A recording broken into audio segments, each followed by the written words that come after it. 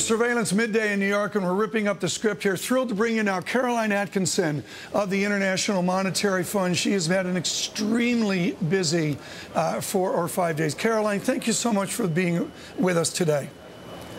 You're welcome. What is the exact process for Asia to bring forward, say, Zedi Akhtar Aziz of the Bank of Malaysia is a candidate within not the secret, but the opaque ballet of picking someone new? How does Asia push forward their candidates like the governor of Malaysia's central bank?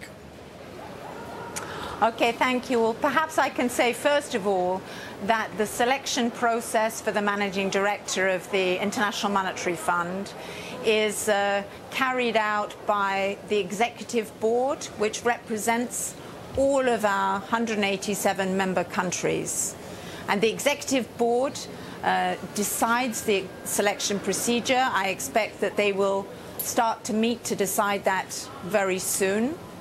And in the past, they have welcomed nominations from any of the members representing any country. When there's nominations and they're brought in, is there a process, like do you whittle it down to 3 people quickly before you put white smoke out of the chimney? Or is there a pool of 10 nominees? Can you give us any color there on how many nominees there'll be in 2 or 3 days?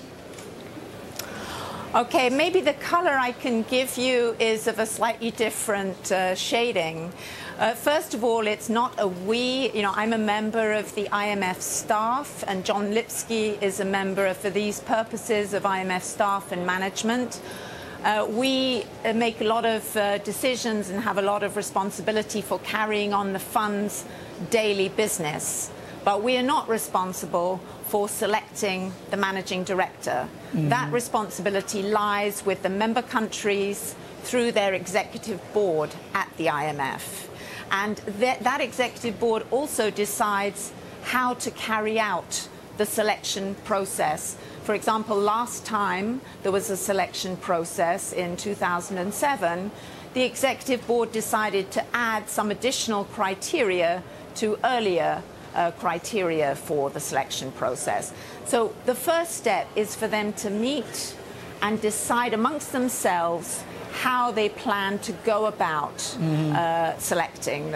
Last time they were very clear that a merit was, and a number of statements since this have focused on the importance of having a very strong candidate, to have a merit-based selection, that because this is, I think, an important institution with an important role that we need to carry out today. Well, very good. Caroline, thank you so much. Caroline Atkinson, folks, at the International Monetary Fund. A busy day in Washington. Thanks to our Peter Cook as well.